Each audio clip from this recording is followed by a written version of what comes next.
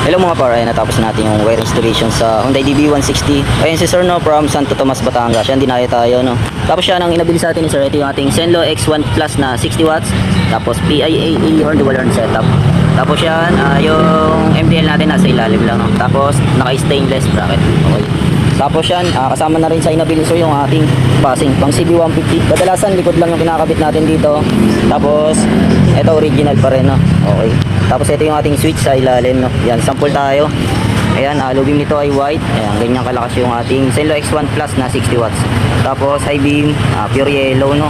Tapos meron tong combination no. Yan, pagka naka low beam, sabay na sa stock high beam no. Yan, okay. Tapos pagka naman naka-off yung MDL, pwede mo pa rin magamit yung stock no. Tapos sa passing naman, kahit naka-off, meron tayong passing. Low, meron pa rin. Tapos pure yellow, meron pa rin no? Okay. Tapos sa horn, ito yung ating selector. Ayan. Pagka siya walang ilaw, stop. Pagka sinelect mo, ayan, para alam mo naka-PIAE ka no? Yun, okay. Ayan, sa mga gusto mo pa-install lang ganitong setup sa Hyundai DB160, ayan, direct message na lang po sa page ko kaya sa FB account ko.